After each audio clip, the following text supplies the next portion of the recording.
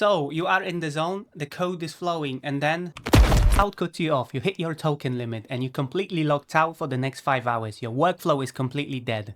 It's the worst feeling, but it's happening because you are bleeding tokens. Every time you press enter, you are blindly sending massive amount of context back to the model. We are fixing that today. I'm handing you 10 different ways to slash your Claude Code token usage by up to 90%. From simple daily habits to advanced developer tricks. Open your terminal and let's go. You don't always want to destroy your entire context history. Sometimes you just want it to be lighter. Claude actually runs compaction automatically, but you can trigger it manually by typing /compact. Running compact can be compared to getting rid of your brain fog. By turning a long messy conversation into a short list of key facts, it helps Claude to forget the clutter so we can focus on the task at hand. It summarizes the previous conversation history. It drastically reduces the number of tokens while keeping the conversation alive. It saves you from sending thousands of tokens back and forth. But be careful, it's not transparent, so you're really depending on Claude to decide what's important. If you need more control, check out the next methods instead. Large language models are stateless. Every time you hit enter, your entire conversation history is sent back. If you let a complex session run for 40 messages, you are paying for every previous message. Every single time. Take control, use a clear command, or start a brand new window if you're working on a new task. It's like waking up with a totally fresh mind and a clean desk. It wipes away every single memory of the current chat, giving Claude a blank slate to start a brand new task without any baggage or hangover from the old one. Alternatively, have Claude write its current progress and the next steps to a markdown file. So here is an example of one. I've just created this progress.md file that was supposed to create a skill to help me with the video editing. So next time I go back to Claude, I can ask it to load this file and continue where I left off. Stop constantly closing and restarting your sessions. You're throwing away your cache and constantly paying full price. When you keep your session alive, the API caches the prefix of your conversation, so you get a massive discount on those cached tokens. Prompt caching is like photographic bookmark that keeps Claude place in a massive book. Instead of rereading every single page from the beginning every time you speak, it simply glances at the bookmark to give you an instant and cheaper answer. Let's quickly take a look at different model pricing. In this case, Opus 4.6 costs $5 per millions of tokens. And if we want to store that in cache, we're going to pay 25% as storage fee. However, if we then proceed to retrieve information from the cache, we're only going to pay 50 cents per million of tokens, which is a 90% of discount when compared to the base input token. So that means if you retrieve information from cache quite often, there is a potential for massive savings. If you restart your terminal, you will lose the cache discount because the API will have to reevaluate the entire context history as a new input.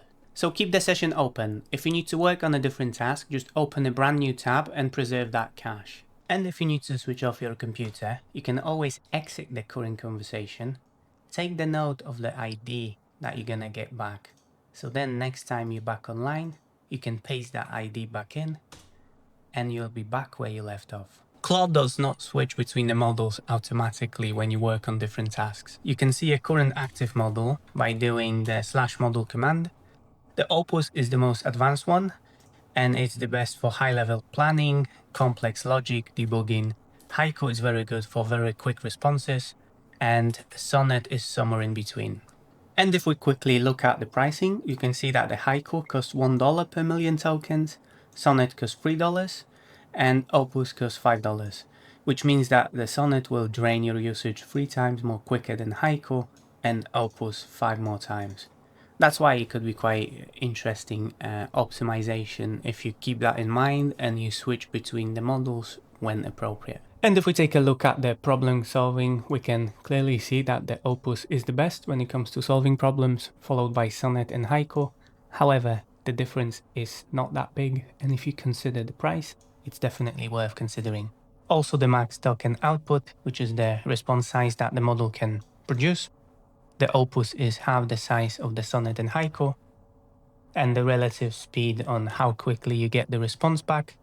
The Opus is the slowest and the Haiku is the fastest. If you are using Claude to scrape web pages natively, or maybe you're using generic HTTP requests, you're definitely wasting a lot of tokens on HTML. JavaScript renders inconsistently. You get messy HTML that Claude struggles with. It burns massive tokens just trying to understand the noise. That's where the Firecrawl comes in. It handles the proxy rotation and JavaScript rendering automatically on the backend. It extracts the web page and returns a perfectly clean markdown, no HTML tags, no tracking scripts, just pure token efficient data. We can either install it as a plugin using the Firecrawl CLI, or we can use the MCP server to connect automatically using the API key. And once in place, it will allow you to search the web, scrape a page, discover a site structure, and research a topic. And it will return a data in a clean markup file without the extra HTML context. Claude MD gets read at the start of every session. It's your project persistent memory. The system prompt will automatically ingest that file. So imagine if it's pretty big, and let's say it consumes about 20,000 of tokens. This is quite a significant portion of your context window gone instantly. Avoid putting comprehensive information in this file. Keep it as small as possible, ideally below 300 lines, and keep it to a high level, only highlighting your choices and providing a good overview. Split content into separate files when you're approaching the file limit, and you can use the progressive disclosure patterns when pointing at other detailed material or document. And do not use the file directive for heavy documentation, as it forces the entire file to load on every single run. The Claude MD can be stored in 3 different places. Globally, in your user directory, which has the lowest priority, inside the project that will override your personal global file. Local manual is the highest priority because it's customized exactly to your machine right now. The Claude ignore file. This is a very basic configuration file. However, if you're not using it, you could be bleeding a lot of tokens. If you are familiar with Git, think of it as a git ignore file, just for Claude. So you must exclude any build directories or anything that shouldn't be included as part of the context. So as an example, in a typical project environment, you might want to exclude things like node modules and next modules, as those will only contain the required dependencies that are required to run your project, rather than the core logic. You definitely want to exclude things like the environment files, because those might contain sensitive information, like information on how to access your database, or the API keys and the interaction with the third-party services. If you have been using Claude Code in the commercial environment, especially on a large code basis, you will notice that initially it consumes a lot of tokens to build the initial context. The code graph is a fully local solution that provides Claude with a semantic knowledge graph of your project repository. It pre-indexes the symbol relationships, call graphs, as well as the code structure. Instead of scanning files, agents can query the graph instantly. The benchmark results are pretty optimistic as well. The explore tokens have reduced on average by about 29%, the pre-agent tokens have reduced by about 37%, we have reduced the number of tool calls by 25%, as well as some gains in the main context usage. The data is stored locally on SQLite database with vector embeddings, and is being queried using the model context protocol. So we get an instant result and local processing because all the data is locally on your machine, and as a result you get a significant token savings. The installation is pretty straightforward. All you have to do is run this installation. This will configure the MCP server inside your Claude JSON, add some permissions as well as the global instructions. Then inside your project directory you have to initialize the code graph, and if you want to index all the files, you have to run this index command.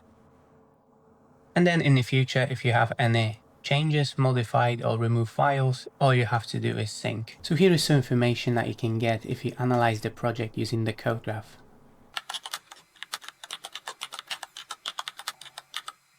So it has managed to identify different project models, one which is authentication, where we validate the user against the user table inside the Postgres. Another one is the file upload flow. It has specified the main route for that flow, as well as listed all the main steps that are required to satisfy that flow. Likewise for the chat and the AI analysis flow, as well as it gave us the data flow diagram, which specifies how this project works. So overall, it has managed to understand the structure. The next plugin on the list is the Rust Token Killer. This is an advanced CLI proxy that it's an ultimate developer weapon. RTK can intercept different commands before they reach your LLM context. It can apply smart filtering by removing comments, white spaces, and boilerplate code. It can group by aggregating similar items by directory, type.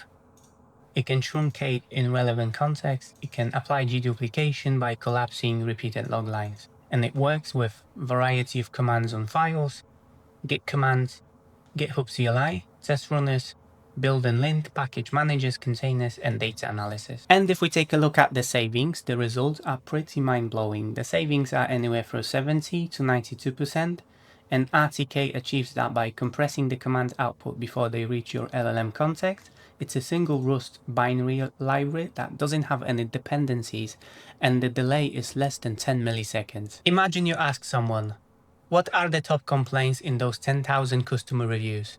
The person grabs all the data, it dumps it on your desk, and you have to go through everything yourself to find the answer. It's expensive and slow, but this is what a traditional AI tool does. It gets all the raw data, puts it all into context, and Claude has to work out the details. That's where this Open PTC agent comes into play. How does it work? It will take in your raw data into this PTC agent instance.